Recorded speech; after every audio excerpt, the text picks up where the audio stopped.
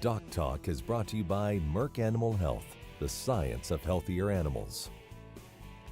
Hey there folks, thanks for joining me today on DocTalk. We're going to have a great show. My friend and colleague Dr. Mattt Miesner is here to join us, and we're going to talk about the anatomy of the hoof of the bovine. Stay tuned.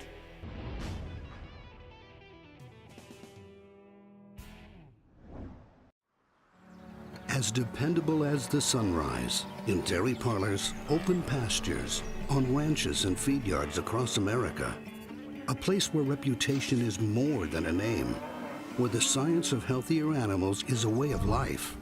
It's the responsibility that drives who we are and what we do. Every decision, every day. It's your livelihood and our responsibility.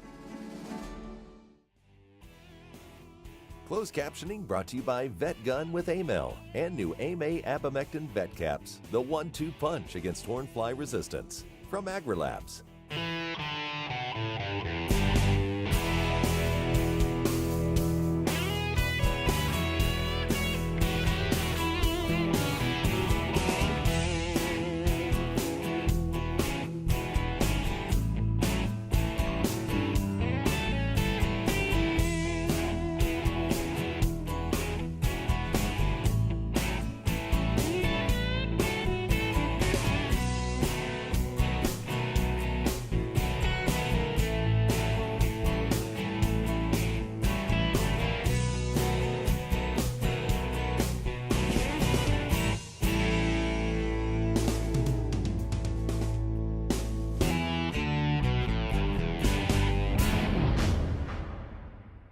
This segment is brought to you by the Beef Quality Assurance Program and the Kansas Beef Council, improving animal care and beef safety for more than 20 years. Hey folks, welcome to DocTalk. Dr. Dan Thompson here with Dr. Mattt Miesner. And Dr. Miesner is a professor here at Kansas State University, but more importantly, he's a veterinarian. And he's a veterinarian here in Livestock Services, where you're now the head of the Livestock Services section. Yeah. Well, I've been it for a while. That's great. Looking for some new one to take it over. But Dr. Miesner sees so many cases throughout the year. He teaches, sees cases, and I couldn't think of a better person to have come on the show, talk to us, because when I went through vet school, they always said 90% of lameness is in the foot. And it still holds pretty true. And so I thought, we probably need to just do a show where we just talk about how the foot's structured and what are some of the things that can go wrong. And luckily you have a volunteer here. I do. I got a great model here that we use a lot on the clinic to explain problems to clients. And your statement of 90% usually below the knee or below the hock, it holds true, even with referral type things. We do come up with some stifles and hips and all that stuff, but the majority, if we don't start with looking at the foot, we're not doing our job. Okay. Well, when we think about that, what are some of your common ailments that you would see in the foot? Most common things I think you would see and gets treated right away would be foot rot, right? I mean, that's probably the most common thing that's treated, the most targeted problem. And the thing about foot rot, it's an infection that actually gets between the toes. Bacteria in the environment, little wounds, different things allow it to set up. The nice thing about foot rot is it's still one of those diseases that are very responsive to antibiotics. And so I tell a client, if you treat it for foot rot, 3 to 4 days from now, it should be better. If it's not, we need to dig deeper. And that foot rot can expand. It may start out as foot rot, but there's oftentimes other things that will show up that aren't so responsive to antibiotics. And so foot rot, if it treats, should get better. If it doesn't, we need to look deeper. Next things we'd find would be things on the bottom of the sole here, which would be sole abscesses. So we'd see a lot of sole abscesses. Cattle, unlike horses, this infection will then run underneath this sole hoof. That infection can go deeper into the bones. So we sometimes see bones in a coffin bone here. Some of these tendons that lie underneath this area that can get infected pretty rapidly. Then it extends up even further up into the joint. So the coffin joint can become infected or septic. and we'll see that on occasion. So foot rot should get better. If it doesn't, we need to look at it before it extends up into here, or to find an abscess or something to open it up. You'll start to get that club foot expansion. Right. Infection on one side will be swollen more on one side than the other. Foot rots are swollen more in the middle, but some of that infection can travel up there, up the leg. I had heard somebody say one time too, if it was, foot rot or swollen, you'll get the claws to spread apart, and if it's one side or the other, they'll just the one side will move. Sure, yeah, and it gets kind of, we call it asymmetric, or one side more than the other, but you're right, the dew claws would sometimes spread apart here. You can see it from the back end and get into it and dig into it there. Well, let's take a break. When we come back, let's get into the anatomy and show them what they're looking at on these hooves. You're watching Doc Talk. Thanks for joining us. Come back and we'll spend a little more time with Dr. Miesner.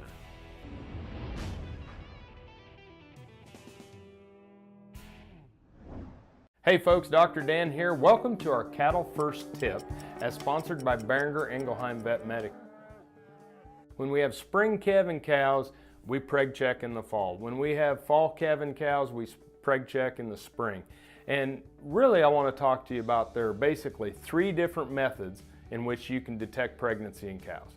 One is through manual palpation, and that is having a veterinarian or someone who's good at actually manually palpating for pregnancy, and they can age how far along those cows are with their gestation.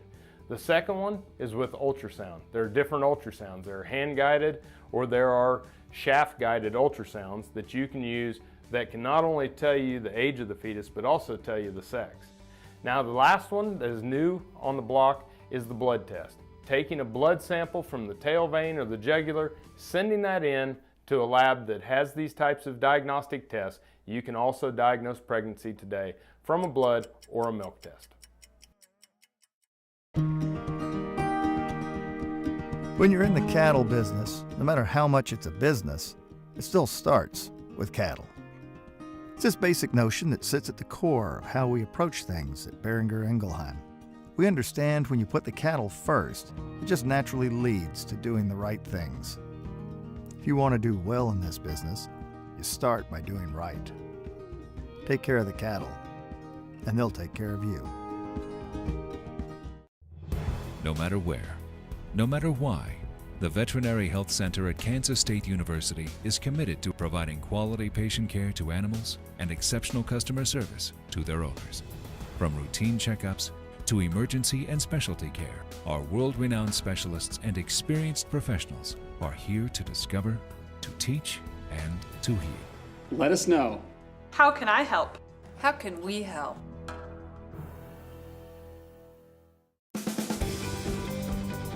Parasites will lose you more money than any other disease out there besides infertility. So, parasites is something that we have to control, and that's what VetGun does for us. It's tough out there on a ranch, but with the ease of the VetGun, it's a one-man operation, and whenever you can get one thing to work out great throughout that day, it just makes my life a little easier.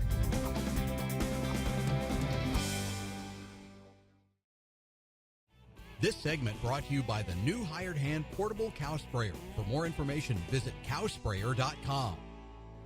Hey folks, welcome back to Doc Talk. Dr. Dan Thompson and Dr. Mattt Miesnerr, where we are faculty members here at Kansas State University's College of Veterinary Medicine, and Dr. Miesnerr is the head of our Livestock Services section here in the Veterinary Teaching Hospital, where they not only teach students, but we see a lot of cases, and so referred cases from veterinarians from all across the country, and we see a lot of primary care cases right here in the clinic. So come visit us whenever you're in town. But Dr. Miesnerr, with your specimen here, kind of go through and show people, because I think that when we talk about, P1, P2, P3, and coffin bone and things like that, people still have a hard time visualizing what's inside that hoof.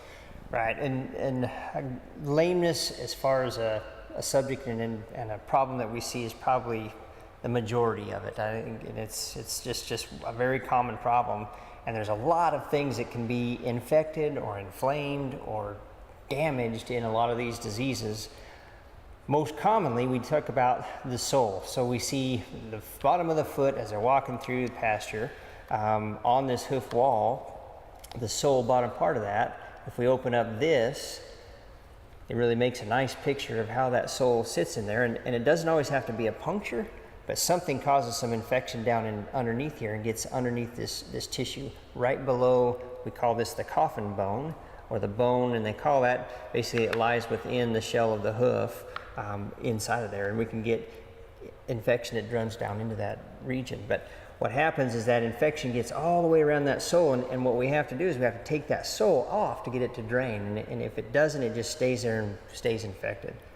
But it can get up into the bone, and it can get infected there. We sometimes have to scrape that bone, or these bones. Severe infection, these are situations where we almost have to remove that claw because we cannot get all that taken care of. We try to fuse joints, but we may actually have to remove that claw. Coffin bone, the next one would be the next digit. These are all parts of our finger down here, below here. It's kind of a pastern type bone. Short pastern and coffin bone are pretty common. But then all these tendons, the amount of anatomy that students learn in vet school is pretty amazing, but we've got these flexor tendons, we've got little pillows of fluid, we've got other bones, and we've got the fetlock joint sitting up in here into this region. And so all of this stuff can really hold a lot of infection. Absolutely. Well, it amazes me when we start to get sole bruises or sole, how thin that really is. And you think about stepping on a rock or a nail or things that can cause a puncture or a bruise to that area. Is pretty easy. Around here we see hedge, we see locust thorns that are buried in that stuff, so pretty common. The Flint Hills is not very nice on cattle feet, really. And I think people too, that they got to pick the foot up. Right. Sure. And then we talked about foot rot. Yeah, you treat it, it should get better. If it doesn't, we've got to look. We've got to look for infection here. We've got to look for wounds here. We've got to look potential infection inside of these joints, and you really got to have a look at it. And that's hard to do. I mean, it's really hard to do in a pasture type situation. They can be really, really sore. But in order to do a good exam, and I tell folks if they treat it for foot rot, we're still going to look at the foot, just because you never know what's going to be in there. You got it. Well, folks, we're going to take a break. When we come back, more on lameness and the foot with Dr. Mattt Miesnerr.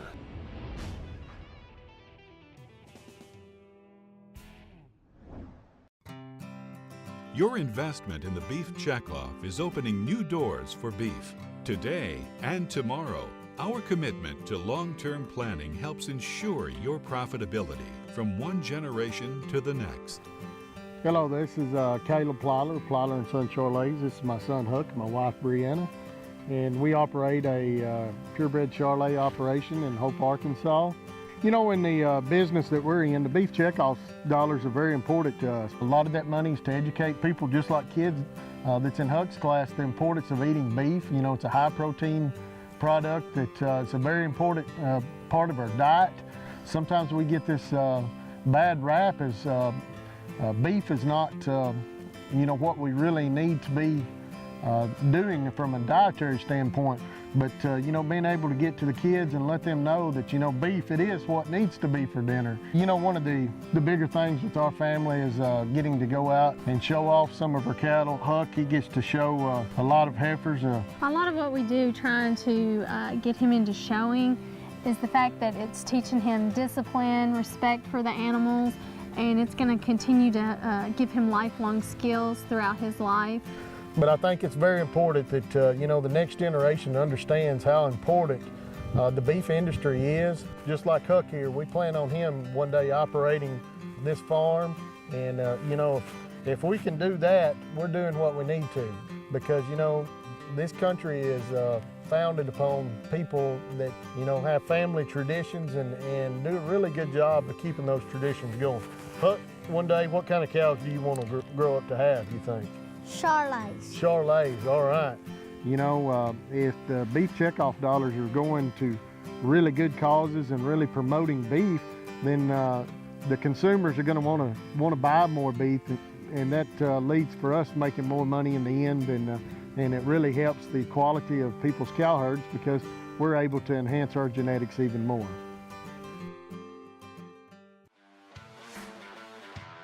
You spent countless hours building a strong operation. But when it comes to trichomoniasis, the odds are stacked against you. It takes just one infected bull to take down the whole herd. Damage could include open cows, lost pregnancies, and lost profits.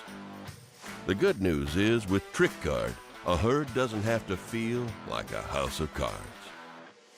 When it comes to stopping hornflies, cattlemen love their Vet Gun. Today they love it even more because Vet Gun now has a 1-2 punch with 2 VetCap insecticides. New AIM-A abamectin can be used in rotation with AIM-L for effective in-season control. Each delivers a unique mode of action to manage hornfly resistance. So start your in-season rotation program with AIM-L and new AIM-A abamectin VetCaps from AgriLabs.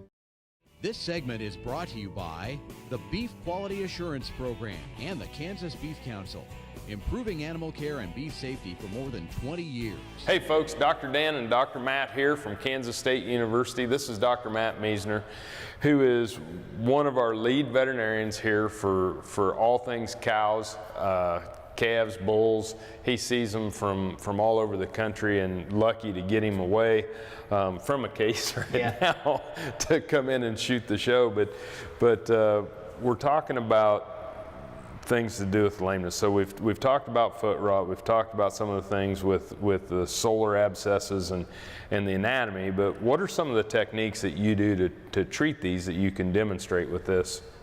Well, whenever we have some of the severe infections that get into the joint or the deeper structures, we have to either remove it, take it apart, and that's at least one fortunate thing we have in cattle is that we can remove one claw and they're still able to walk on that. But that's not an option in really heavy bulls that you want to retain. It's a salvage option for younger animals.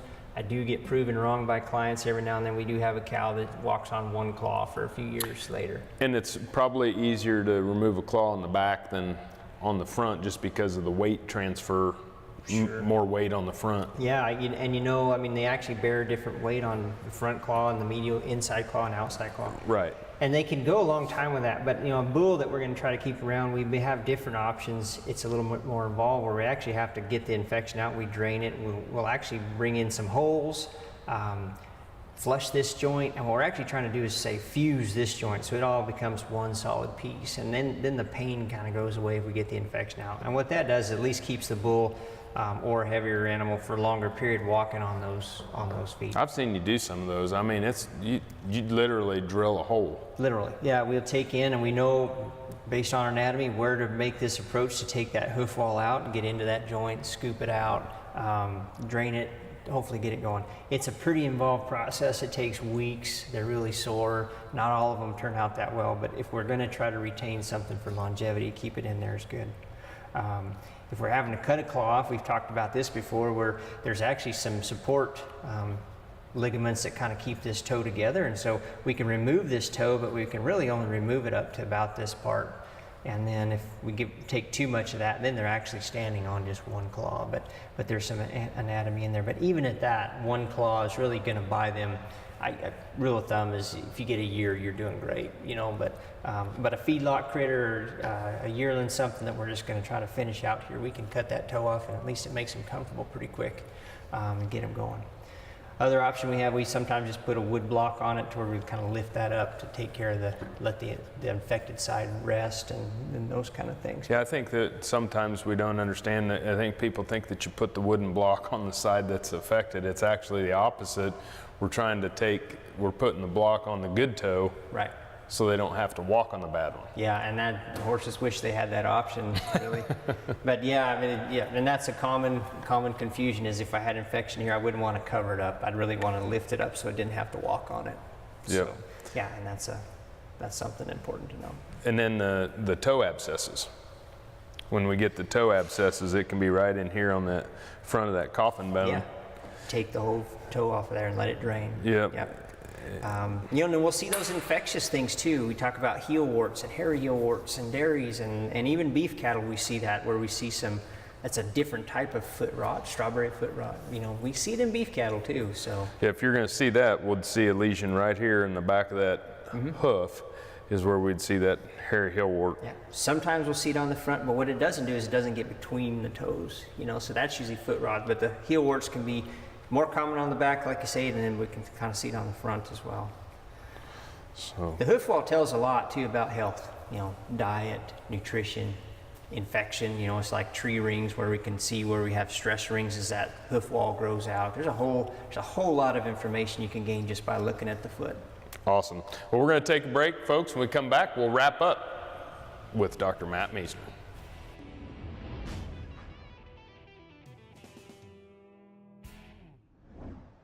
Some call it a come from behind victory, an unlikely win, a reversal of fortune, snatching victory from the jaws of defeat. This is our moment, our victory dance, because we choose confidence. We choose Zuprevo for BRD treatment. Ask your veterinarian to prescribe Zuprevo. Zuprevo is a fast-acting, long-lasting BRD treatment that you can count on to get the job done. Choose confidence. Choose Zuprevo from Merck Animal Health. When it comes to stopping horn flies, cattlemen love their vet gun. Today they love it even more because Vet Gun now has a 1-2 punch with 2 VetCap insecticides. New AIM-A abamectin can be used in rotation with AIM-L for effective in-season control. Each delivers a unique mode of action to manage hornfly resistance.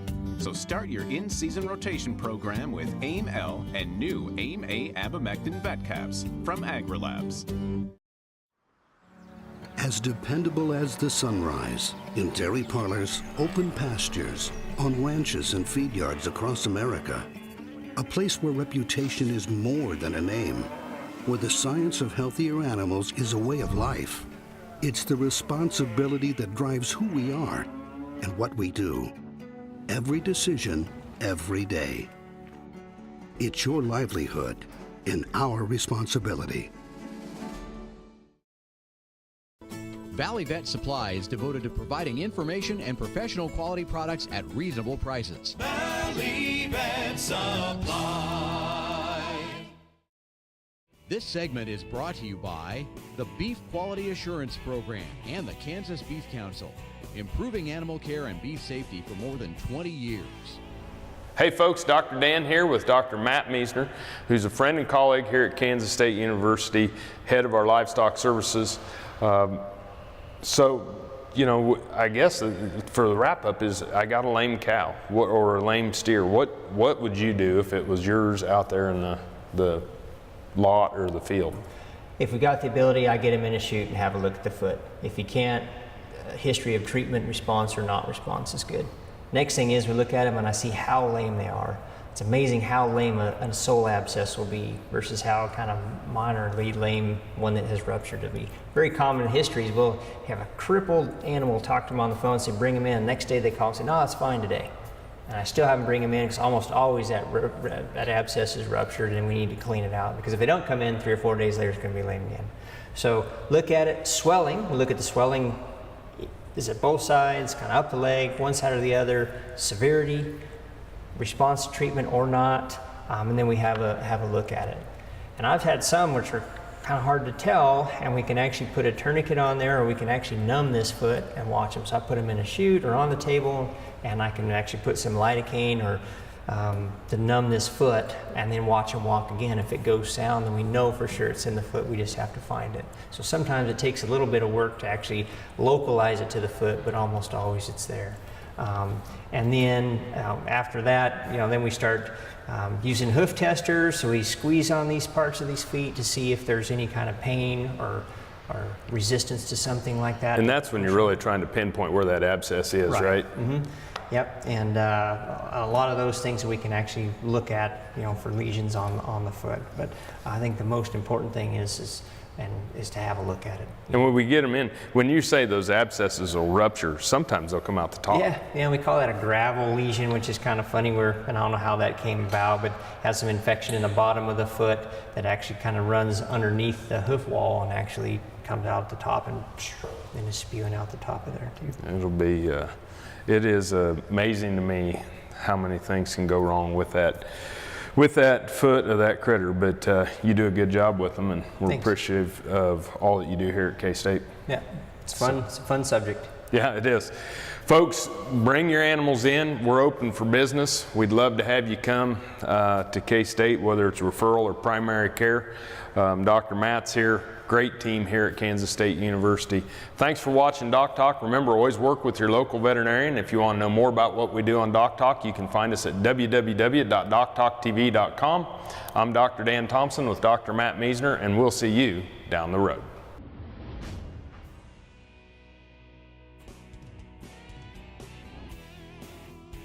Closed captioning brought to you by Vet Gun with Amel and new AMA Apomectin Vet Caps, the 1-2 punch against hornfly resistance from AgriLabs. For more information about this program or previous programs, go to DocTalkTV.com. DocTalk was brought to you by Merck Animal Health, the science of healthier animals.